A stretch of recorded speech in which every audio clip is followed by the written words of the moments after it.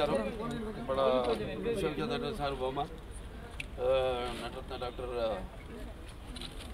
నందమూరి తారక రామారావు అలాగే పార్టీ వ్యవస్థాపకులు ఆయన ఈ 28వ జయంతి సందర్భంగా వర్ధంతి సందర్భంగా అందరి ఇక్కడికి ఆయన ఘాట్కి నివాళులు అర్పించడానికి ఇక్కడికి రావడం జరిగింది. ఈ భూమి మీద ఎందరో పుడతారు గెడతారు కానీ అందరూ మహానుభావులు కాలేరు. ఒక మనిషి మహోన్నత విద్యాపథంలోకి నడవాలంటే అత్యున్నత శిఖరాలకు నడవాలంటే సత్సంకల్పం కావాలి.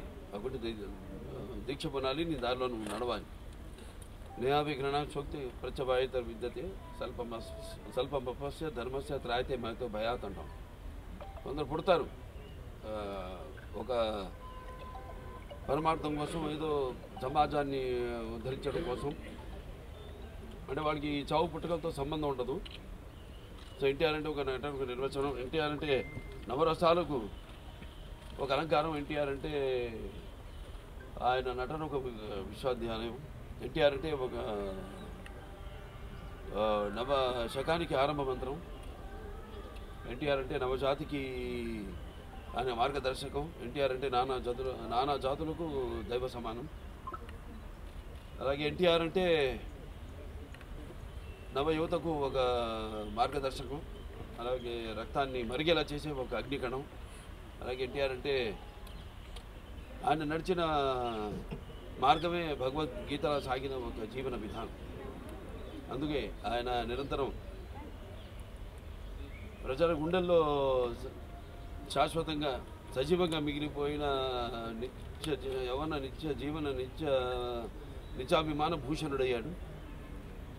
అలాగే నిండు గుండెల్లో చిరస్థాయిగా నిలిచిపోయే నిత్యామృతాన్ని తాగిన ఒక దేవుడిలా మారాడు. మరణమే లేని చిరస్మరణీయ మహనీయుడు అనిపించుకున్నాడు ఆయన. అలాగే ఎవరు అంత ఘనంగా జీవించలేని ఒక మహనీయమైన జన్మను పొందాడు ఆయన. ఆయనకి చావు ఎక్కడ. అందుకే ఆయన నిరంతరం వెలిగే ఒక మహనీయ మహోత్తమ జీవన విధానం. మరి నటుడిగా అనితర సాధ్యమైన పాత్రలు ఎన్నో పోషించారు ఆయన. అదే ఆయన పౌరాణికాలు చేస్తే పౌరాణికాలు పాత్రలు ప్రాణం పోసుకున్నాయి. అలాగే జానపదాల జావలీలు అయ్యాయి. అలాగే సాంఘికాలు సామాజిక గమనాలు అయ్యాయి. అలాగే ఆయన ప్రపంచంలో మనం ఎక్కడ చూసినా అంటే అటువంటి నటధీరుడు, అలాగే ప్రయోగాలు చేసిన నటనాచార్యుడు, అలాగే పరకాయ ప్రవేశం చేసి ఆ పాత్రలో అణువులను నింపుకుని నటనకు న్యాయం చేసిన అటువంటి నటుడు ఇంకెక్కడ రాడు. అది నేనే కాదు, ప్రతి ఒక్కరూ ఒప్పుకొని తీరుతారు. అలాగే ఆయన కేవలం సినిమాలే కాదు, ప్రతి తెలుగు బిడ్డ, ప్రతి తెలుగు మట్టి గడ్డ, నేను తెలుగువాడిని అని సగర్భంగా చెప్పుకునే ఒక దమ్ము, ధైర్యం, ఒక తెగువ, ఆత్మవిశ్వాసానికి పదును పెట్టి సానబెట్టి బయటికి లాక్కొచ్చి చెప్పించిన తెలుగు తేజం నందమూరి తారక రామారావు. అలాగే తెలుగుదేశం అన్న పార్టీని పెట్టి, అలాగే ప్రతి తెలుగు బిడ్డ బొడ్డు కోయిక ముందే రాజకీయాలు ఏంటో తెలిపిన మహానుభావుడు, మహానాయకుడు నందమూరి తారక రామారావు గారు. అంతవరకు మరి ఆయన రాజకీయాలు రాకముందు వరకు చాలామందికి రాజకీయాల మీద పెద్ద ఆసక్తి ఉండేది కాదు. అలాగే అసలు కొంతమందికి అయితే రాజకీయాలు అంటే ఏంటో తెలియదు. అటువంటిది ఆయన ఒక ప్రజల్లో మన ఒక అవగాహనను తీసుకొచ్చి ఆయన పొలిటికల్ హీరో కూడా అనిపించుకున్నాడు నందమూరి తారక రామారావు. ఇక ఆయన చేసిన పథకాల విషయానికి వస్తే ఎంతో సాహసోపేతమైనవి, అలాగే అందరికీ సామాన్య ప్రజలకు ఎంతో అనుకూలమైనవి కూడా. తర్వాత ఆయన ప్రవేశపెట్టిన రాజకీయాలు రాకముందు, రాజకీయాలు వచ్చాక ఆయన ప్రవేశపెట్టిన ఈ పథకాలు, అమలు చేసిన పథకాలు ఇప్పటికీ ఎందరో వాటిని ప్రవేశపెట్టి అమలు చేస్తున్నారు. అందుకే ఆయన పేదవాడి ఆఖరి తెచ్చిన నాన్న ఆయనే. అలాగే జనం యొక్క భవిష్యత్తు చూపించిన నాన్న ఆయనే. అలాగే ఆయనకు తోడుగా ఉన్న ఆడపడుచులందరూ కూడా ఆర్థిక స్వాతంత్రాన్ని ఇచ్చిన ఒక అన్న కూడా అయ్యాడు ఆయన. మరి ఆయన ప్రవేశపెట్టిన పథకాలు ఈరోజు మొత్తం భారతదేశంలో అన్ని రాష్ట్రాల్లో కూడా వాటిని అమలు చేశారంటే మరి కిలో బియ్యం 2 రూపాయలకి అయితేనేమి, లేకపోతే మహిళలకు ఆస్తిలో సమాన హక్కు అయితేనేమి, అలాగే రైతులకు 50 రూపాయలకి హార్స్ పవర్ యూనిట్ పవర్ ఇవ్వటం అయితేనేమి, భూమి శిస్తు రద్దు చేయడం అయితేనేమి, అలాగే ఈ యొక్క చేనేత కార్మికులు ఈ యొక్క చేయూతనడం ఏంటి, చేనేత వస్త్రాలు వాటి ద్వారా, అలాగే పక్కా ఇళ్ళ నిర్మాణం అయితేనేమి, కాంక్రీట్ స్లాబులతో ఇళ్ళ నిర్మాణం అయితేనేమి, అలాగే విప్లవాత్మక సామాజిక మార్పులు ఎన్నో తీసుకొచ్చారు. దాంట్లో ముఖ్యమైనది తెలంగాణలో పటేల్ పటవారీ వ్యవస్థను రద్దు చేయడం, అలాగే ఈ మాండలిక వ్యవస్థను స్థాపించడం. అప్పటికి 330 తాలూకాలు, అవి 1104 మండలాలుగా చేసి ప్రజల వద్దకు పాలన తీసుకెళ్ళేటట్టు ఆయన మండలాల వ్యవస్థను స్థాపించడం. అలాగే ఈ సహకార వ్యవస్థ ద్వారా సింగిల్ విండో సిస్టమ్, రైతులందరూ కూడా కావాల్సినవన్నీ కూడా ఒకే చోట లభించేటట్టు. అలాగే తెలుగు గ్రామీణ క్రాంతి పథకం కింద ఈ గ్రామాల యొక్క సర్వతోముఖ అభివృద్ధికి అయితేనేమి, అలాగే మొట్టమొదటి మహిళా విశ్వవిద్యాలయం అయితేనేమి, లేకపోతే ఈ ఎన్టీఆర్ ఆరోగ్య వైద్య విశ్వవిద్యాలయం అయితేనేమి, లేకపోతే అలాగే గురుకుల విద్యా విధానం అయితేనేమి, ఆశ్రమ పాఠశాలలు అయితేనేమి, ఈ యొక్క సంక్షేమ హాస్టల్స్ అయితేనేమి, అలాగే క్యాపిటేషన్ ఫీజు రద్దు చేయడం, పేదల వద్దకు చదువును తీసుకురావడం, ఉన్నతమైన చదువును తీసుకురావడం, అలాగే జోగిని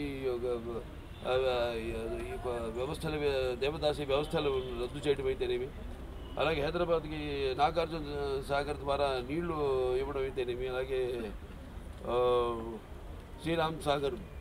నిజాం సాగర్ వాటి అభివృద్ధి, అలాగే తెలుగు గంగా హంద్రి నివాస సమంతి అయితేనేమి, గాలిరు నగిరి అయితేనేమి, దాని తర్వాత మండల దీని ద్వారా ఆయన ఫ్రంట్ చైర్మన్గా ఉన్నప్పుడు సుమారుగా ఒక ఎన్నో వేల లక్షల మంది రైతులకు దేశవ్యాప్తంగా 11,000 లక్షల మందికి ఆయన ఆనాడు ఈ భూమి శిస్తు రద్దు చేయడం జరిగింది. మాండలిక వ్యవస్థ ఈ యొక్క ద్వారా ఆయన మాండలిక సిఫార్సుల్ని అమలు జరిపించడం జరిగింది. ఇలాగా సర్కారీ దీని కమిషన్ ద్వారా ఈ యొక్క రాష్ట్ర కేంద్రాల మధ్య వాళ్ళు ఒక అనుబంధాన్ని పెంచే విధంగా ఒక రాష్ట్రం కేంద్రంలో ఉన్న ప్రభుత్వం ద్వారా వాళ్ళ అవసరాలను ఆ కేంద్ర ప్రభుత్వం తీర్చేలా ఇంకా ఎన్నెన్నో అభివృద్ధి కార్యక్రమాలు, అలాగే ఎన్నో ఆయన ఈ యొక్క అమలు చేయడం జరిగింది అన్ని వర్గాల ప్రజలకు. ఇలా చెప్పుకుంటూ పోతే మరి అటువంటిది ఆ మహానుభావుడు ఆయన చేసిన సేవలు మనకు తెలిసింది. స్వాతంత్రం ఒక పోరాటం, మనం విన్నది కానీ చదివింది కానీ పుస్తకాలు, మన గళ్ళారా చూసిన మొదటి ఒక యుద్ధం ప్రజల కోసం ఆయన అని త్యజించి ఆయన చేసిన సేవలు మరువనానివి. ప్రతి తెలుగు వాళ్ళు ఇవాళ ఆయన ఇక్కడ తెలంగాణ, అక్కడ ఆంధ్రాలో ఆయన ఈ యొక్క వర్ధంతిని పురస్కరించుకొని ఆయనకు ఘన నివాళులు అర్పించుకుంటున్నారు అందరూ. తెలుగుదేశం పార్టీ కార్యకర్తలందరూ కూడా ఆయన ఆనాడు మరి ఎంతోమందిని విద్యావంతుల్ని రాజకీయాల్లోకి తీసుకురావడం జరిగింది.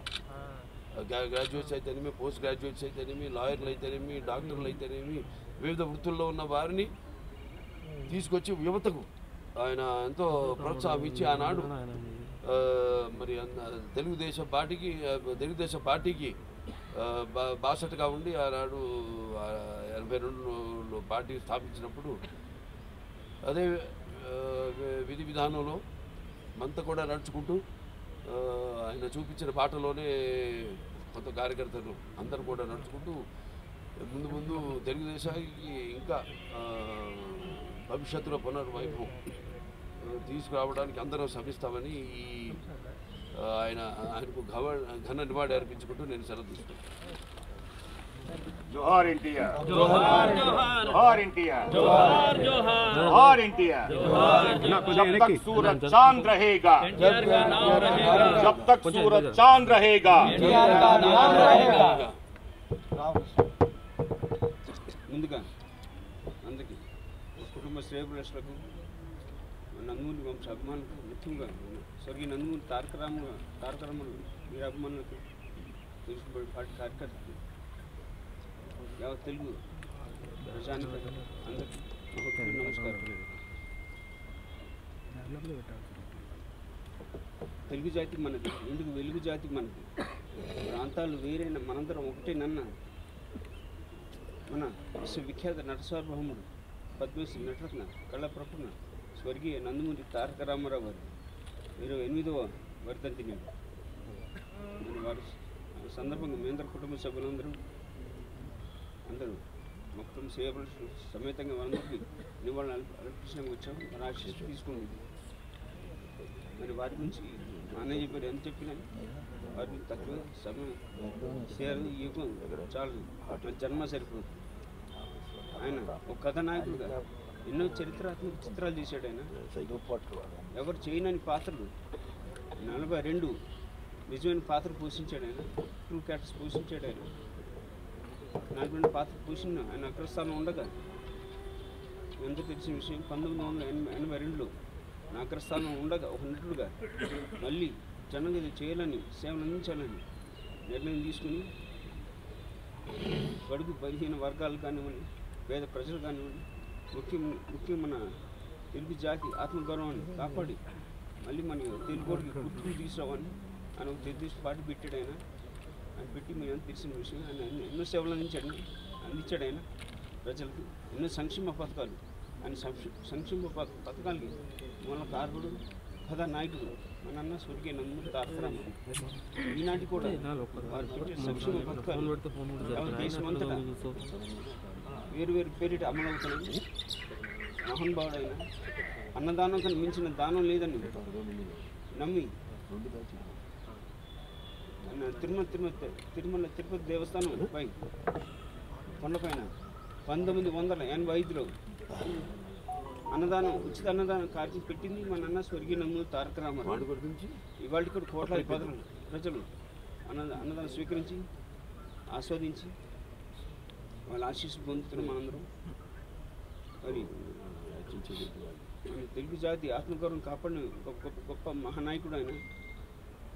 ఎన్ని యుగాలు గడిచిన, ఎన్ని తరాలు మారిన నిలిచిపోతున్న ఘన చరిత్ర.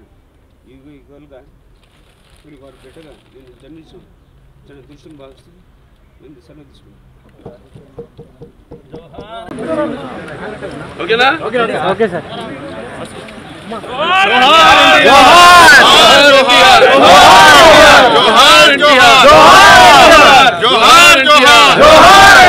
जब तक सूरज रहेगा, जब तक सूरज चांद रहेगा, अमर है, अमर है।